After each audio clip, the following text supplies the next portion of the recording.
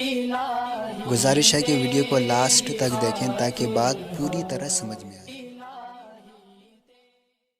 تم پلتے نہیں ہیں وہاں ٹیں ٹیں وہاں سے پی پی، تو بھائی کوئی بات نہیں، ہم گھر میں آیا رکھ لیتے ہیں تنخواہ پہ۔ بلکہ میں یہاں تک بھی کہتا ہوں کہ وہ بیبی کیئر جو کیا اس کو کہتے ہیں ڈے کیئر، میں اس کا قائل نہیں ہوں، لیکن نہ پیدا کرنے سے بہتر ہے کہ وہاں ان سے پلوا لو پیسے دے کے۔ نسل ہو ہی نہیں، اس سے بہتر ہے کہ چلو پیدا ہوئی اور آپ نے ڈے کیئر میں رکھوا لیا، ان کو تنخواہ دے کے بھائی تم ہمارے بچے کو پالو، جب سمجھدار ہو جائے تو پھر ہمارے حوالے کر دینا۔ تو ہوتا تھا یہ عربوں میں ایسا ہوتا تھا۔ تو بہت سارے حل نکل سکتے ہیں، جن کو اللہ نے خوب مال و دولت دیا ہے ان کے بھی دو دو تین تین، میں کہتا ہوں تم جو مرو گے تمہاری جائیداد تو گورنمنٹ کھائے گی۔ انسان چاہتا ہے کہ تبھی شریعت نے اولاد کا حصہ زیادہ رکھا ہے، انسان چاہتا ہے میرا سارا مال کون کھائے؟ میری اولاد کھائے۔ اور بچے خوش بھی ہوتے ہیں ہمارے باپ نے ہمارے لیے اتنا چھوڑا۔ تو مالدار لوگ، ارب پتی لوگ، ایسے لوگ میرے پاس آتے ہیں 3-3 کروڑ روپے ماہانہ۔ ایک صاحب آئے، ایک یعنی میں اس لیے نہیں بتا رہا کہ گورنمنٹ نے پیچھے پڑ جائے، کتنی آمدن تھی ان کی، ٹیکس بھی دیتے ہیں وہ، کروڑوں روپے ارننگ ہے، ایسا تاجر ہے، بچے 2 ہیں 10 سال میں۔ تو یار یہ کروڑوں روپے ہیں، 2 بچے 3 بچے، تمہیں کیا مسئلہ ہے بھائی؟ کہہ رہے بیگم ہی نہیں مانتی۔ میں نے کہا بیگم سے بولو بیگم بچے پیدا کر دو، میں پلوا لوں گا تنخواہ پہ کسی کو آیا رکھ کے۔ سمجھ آ رہی ہے بات؟ تمہاری صحت اچھی، وہ بیگم کو یہ وسوسہ ڈال دیا نا کہ صحت خراب ہوگی، اس کو بتاؤ بھائی تمہاری بھی فٹنس ہے، اور تمہیں عورت اپنے بچے کو دیکھ کر جتنا اس کی بانچیں کھلتی ہیں، اس کے جو خون بڑھتا ہے نا، کسی چیز کو دیکھ کر ایسا خون نہیں، کیسا پیدا ہوتا ہے تو کیسا چومتی رہتی ہیں اس کو، ہائے میرا منا، ہائے میرا چاند، ہائے میرا۔ تو یہ اس سے بڑھ کر تو تمہارے لیے کوئی نعمت ہے ہی نہیں۔ لیکن یہی ہے کہ وہ آگے ایک برطانوی رپورٹ ہے، اچھا یہ ڈاکٹر دوبارہ ان کے میں جملہ مکمل کر لوں، کہتے ہیں کہ اگر عورت کو اپنے اس جسمانی اور ذہنی نظام کا یہ فطری تقاضا پورا کرنے سے روک دیا جائے، یعنی اس کی نفسیات بھی اسی سے خوش ہوتی ہے اور باڈی بھی اسی سے فٹ رہتی ہے، تو اگر یہ اس کے برخلاف چلا جائے تو وہ شکستگی اور اضمحلال کا شکار ہوگی۔ ماں بننے سے وہ ایک نیا حسن، ایک روحانی بالیدگی پاتی ہے جو اس کمزوری پر غالب آ جاتا ہے جس سے وہ ولادت کے دوران دوچار ہوئی تھی، یعنی یہ ریکوری بہت جلدی ہو جاتی ہے۔ مولانا نہیں کہہ رہے، یہ نوبل انعام یافتہ ڈاکٹر کہہ رہے۔ آگے چلیں، ایک برطانوی رپورٹ ہے، British national birth rate commission, ان کی رپورٹ ہے، یہ کہتے ہیں کہ مانع حمل کے وسائل کے استعمال سے مردوں کے جسمانی نظام میں برہمی پیدا ہو سکتی ہے۔ حمل روکنے کی تدبیر عورت اختیار کر رہی ہے، عورت کے ساتھ نقصان کس کو ہوگا؟ مرد کو بھی نقصان ہوتا ہے اس کا۔ عارضی طور پر ان میں سیکچول ویکنس بھی پیدا ہو سکتی ہے۔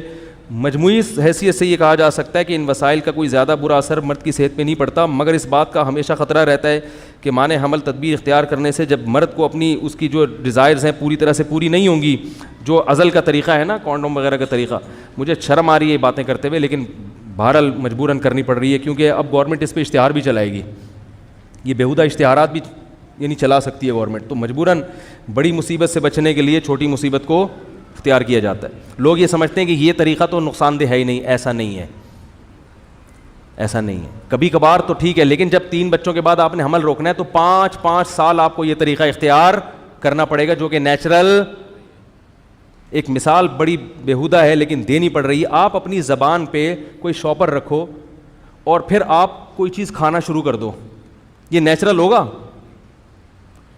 زبان سے جب ہم کوئی بھی چیز رکھتے ہیں نا تو فوراً ایک زبان لعاب خارج کرنا شروع کرتی ہے جو اس چیز کو ہضم، یعنی قدرت نے پوری ایک اس حساب سے ڈیزائن کیا ہے۔ تو ایک دفعہ آپ نے شاپر رکھ کے روٹی کھا لی، 2 دفعہ کھا لی، 3 دفعہ کھا لی، 20 دفعہ کھاؤ گے تو معدہ کیا کر دے گا؟ ہضم کرنا چھوڑ دے گا، نقصان ہونا شروع ہو جائے گا۔ تو وہ طریقہ جو سب سے زیادہ کم نقصان دہ سمجھا جاتا ہے وہ بھی کم نقصان دہ نہیں ہے، وہ بھی کم نقصان دہ نہیں ہے۔ آگے کہتے ہیں کہ اس کی عائلی مسرتیں غائب ہو جائیں گی، یعنی مرد کو جب، عورت کو بھی اس سے نقصان ہوگا، اس کی بھی تسکین نہیں ہوگی، مرد کی بھی تسکین نہیں ہوتی، اس سے کیا ہوگا؟ میاں بیوی میں جھگڑے، حالانکہ پتہ نہیں ہوتا ہم کیوں چڑچڑے ہو رہے ہیں، مگر چڑچڑے ہونا شروع ہو جاتے ہیں۔ آگے لکھا ہے کہ اس کا نقصان یہ ہوگا کہ مرد کی توجہ پھر بازاری عورتوں کی طرف مائل ہونا شروع ہو جائے گی، تو یہ نقصانات ہیں۔ آگے یہ کہہ رہے ہیں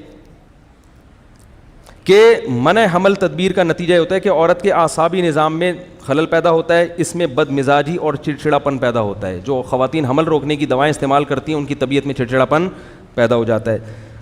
آگے ان کے شوہر کے ساتھ تعلقات خراب ہوتے ہیں, ان کو پتہ نہیں ہوتا کیوں لڑائیاں ہو رہی ہیں, لیکن وہ اندر طور پر کیا ہوتی ہیں, ڈسٹرب ہو رہی ہوتی ہیں. کہہ رہے ہیں یہ زیادہ تر ان گھریلو ان شادی شدہ جوڑوں میں ہوتا ہے جو کانڈوم کا استعمال کرتے ہیں. معذرت کے ساتھ مجھے اچھا نہیں لگ رہا یہ الفاظ زبان سے نکالنا, مجھے بھی حیا آ رہی ہے, لیکن اگر میں اتنی وضاحت سے بیان نہ کروں تو شاید میں سمجھتا ہوں کہ میں اس موضوع کا حق ادا نہیں کروں گا, کیونکہ لوگ یہ بات بھی اٹھا رہے ہیں کہ بھئی اس میں کوئی نقصان نہیں, اس میں بھی بہت زیادہ کبھی کبھار تو ٹھیک ہے, لیکن مسلسل استعمال اس کا کیا ہے. اور وہ ڈاکٹر یہ کہہ رہا ہے, یہ برٹش برطانوی رپورٹ یہ کہہ رہی ہے کہ اس سے میاں بیوی کے تعلقات, بولو بھائی, خراب ہو جاتے. ان کو پتہ نہیں ہوتا کہ ہم کیوں لڑ رہے ہیں. ہر جو بیماری ہے نا اس کی وجہ انسان کو معلوم ہونا ضروری نہیں ہے, یہ بھی ہے. اب اس کے بھی گورنمنٹ ایڈورٹائز چلانا شروع کرے گی. آگے ایک ڈاکٹر میری ہے, یہ بھی یو کے کی ڈاکٹر ہے, یہ کہتی ہیں کہ اسقاط کی وجہ سے بڑی تعداد میں ایسے اثرات مرتب ہوتے ہیں جو آئندہ ولادت کے امکانات کو بری طرح مجروح کر دیتے ہیں. بسا اوقات خاتون عورت حمل روکتی ہے کہ ہم اگلے 2 سال کے بعد پیدا کریں گے, 2 سال کے بعد پھر پیدا نہیں ہوتا, اولاد سے محروم ہو جاتی ہیں وہ. یہ بھی بہت دفعہ ہوتا ہے, یہ آپ کے اختیار میں نہیں ہے کہ کس سال بچہ پیدا ہوگا. تو پھر یہ میں ڈاکٹر الیکسس کیرل کا آپ کو وہ میں دوبارہ دہرا دوں, وہ کہتے ہیں کہ ایک احمقانہ عمل ہے کہ عورت کو ولادت کے عمل سے روکا جائے. اب جتنے فتوے آپ نے دینے ہیں مولویوں کے خلاف مت دو. یو کے, فرانس کے اور یورپ کے دیگر ممالک کے جو نوبل انعام یافتہ ڈاکٹر ہیں نا, آپ ان کو بولو کہ یہ ہمیں 500 سال پیچھے لے جا رہے ہیں, یہ کتوں کی طرح بچے پیدا کروانا چاہ رہے ہیں. معذرت کے ساتھ یہ الفاظ ہیں ان کے. آگے ایک ڈاکٹر کی رپورٹ ہے کہ ضبط ولادت کی گولیاں خطرناک نتائج کے حامل ہیں. ان کے استعمال سے سر چکرانا اور دیگر اعصابی تکلیف ہی نہیں بلکہ کینسر جیسے موذی مرض کا یہ سبب ہے. بات آ رہی ہے سمجھ میں؟ یہ تو میں نے مختصر سے ڈاکٹروں کے حوالے نہیں, کچھ معتبر حکیموں کے بھی حوالے دے دوں. حکیموں کو آپ ہلکا مت سمجھو, صحیح حکیم ہوتے ہیں نا. عطائی آج کل تو مارکیٹ میں 2 نمبر زیادہ چل رہے ہیں. میں نے خود دیکھا ہے کہ بعض مریض ایسے تھے جو ڈاکٹروں, آغا خان ہاسپٹل نے جواب دے دیا, حکیموں کی دوا کھا کے ان کو ایسے ایسے فنٹر حکیم پاکستان میں پڑے ہوئے ہیں, انڈیا پاکستان میں. تو یہ جو کہتے ہیں نا حکیم سارے 2 نمبر ہوتے ہیں, ایسا نہیں ہوتا. لیکن میں ان حکیموں کے نام نہیں بتاؤں گا کیونکہ میں ان کی پبلسٹی کے لیے یہاں نہیں بیٹھا. ایک حکیم تھے جن کو آغا خان ہاسپٹل نے کینسر کے مریض کو جو ہے نا لا علاج قرار دے دیا تھا. پنجاب میں ایک حکیم تھے, انہوں نے اس کا علاج کر کے دکھایا الحمدللہ. میں ایسے حکیم سے ملا ہوں, ایسے مریض سے ملا ہوں جس کو آغا خان ہاسپٹل نے مسترد کر دیا کہ ٹھیک نہیں ہو سکتا, اور بلوچستان میں ایک پسماندہ علاقے میں ایک حکیم تھا, انہوں نے اس کا علاج کر دیا. تو پھر بھی بتا دوں, حکیم کے پاس جانے سے پہلے 100 دفعہ قل اللہ احد پڑھ لیں, کیونکہ حکیموں کا کوئی بھروسہ نہیں ہوتا, کچھ بھی لگا سکتا ہے وہ.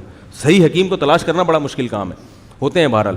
اور میں نے ایک سرجن کو, آرمی کے سرجن کو دیکھا حکیم کی معجون کھاتے ہوئے, کہہ رہے یار کسی سے ٹھیک نہیں ہو رہا, اس کمبخت کی دوا سے میں خود ٹھیک ہونا شروع ہو گیا ہوں. کمبخت تو میں خود اپنی طرف سے کہہ رہا ہوں. تو آپ کو معلوم ہے کہ ہمارے ملک میں چند بڑے حکیم پیدا ہوئے جو واقعی بڑے خاندانی حکیم تھے, جن میں ایک حکیم محمد سعید بھی تھے. حکیم محمد سعید نے یہ مضمون شائع کیا ہے ہمدرد میں جولائی 1985 میں. اس میں یہ انہوں نے پوری ایک عورت کی ہسٹری بیان کی کہ اس کی صحت بگڑتی جا رہی تھی, جس کا میں خلاصہ بیان کر رہا ہوں. بالآخر ہم نے اس سے کہا کہ اولاد کی ولادت پہ آ جاؤ, بچے پیدا کرنا شروع کر دو. اس عورت نے ان کو خط لکھا کہ میری تمام بیماری الحمدللہ ختم ہو گئی. یہ پورا انہوں نے خط اس عورت کا شائع کیا اس اخبار میں. آگے وہ یہ لکھتے ہیں کہ ضبط ولادت کی گولیاں استعمال کرنے والی خواتین فالج کا بھی شکار ہو جاتی ہیں. ہمارے ہاں تو فری میں بانٹی جا رہی ہیں یہ دوائیں. فالج ہو جاتا ہے عورتوں کو ان دواؤں کے استعمال سے. یہ کینیڈا کی رپورٹ ہے. اچھا, کینیڈا کے ایک ممتاز ماہر امراض اعصاب کے مطابق اس نے اب تک جو مشاہدات کی ان کی روشنی میں کہا جا سکتا ہے کہ ضبط ولادت کی گولیاں جب سے استعمال ہونے لگی ہیں خواتین پر فالج کے حملوں کا سلسلہ تیز ہو گیا ہے. ان کے مطابق کہہ دیں جو ہم نے کینیڈا میں اونٹاریو کے علاقے میں جو مشاہدات کیے ہیں, ان کے مطابق 1967 اور 68 کے دوران ان گولیوں کو عوام میں متعارف کرانے کے بعد انہیں استعمال کرانے والے 57% عورتوں کو فالج ہوا ہے. 57% عورتیں کس میں مبتلا ہوئی ہیں؟ فالج میں مبتلا ہوئی ہیں ان گولیوں کے استعمال سے. اسی طرح آگے انہوں نے پوری رپورٹ پیش کی ہے, میرا خیال ہے اس کی ضرورت نہیں ہے کہ یہ. اچھا یہ بھی ایک بات بتاؤں, یہ بی بی سی پہ میں نے خود پڑھی ہے رپورٹ, بی بی سی نومبر 24, اس میں یہ بی بی سی کے پیج پہ خبر شائع ہوئی ہے کہ جو عورتیں حمل گراتی ہیں ان میں جو آن دا ریکارڈ ہیں, جو بچہ ضائع کرا دیتی ہیں نا, ان میں ہر سال انڈیا پاکستان جیسے ملکوں کی بات ہو رہی ہے 68,000 خواتین موت کے منہ میں چلی جاتی ہیں. نہیں یاری بات سمجھ میں, اتنی خواتین بچے کی ولادت سے ہلاک نہیں ہوتی جتنے بچے حمل ضائع کرانے سے ہلاک. یہ تو آن دا ریکارڈ ہے, باقی گاؤں دیہاتوں میں کیا ہو رہا ہے, کتنی عورتیں حمل گرانے سے مر رہی ہیں, اس کا تو کسی کو پتا ہے ہی نہیں. زمانہ ڈھل رہا ہے مغربی تہذیب میں, لیکن میرا ہر رنگ میں ڈھلنا الہی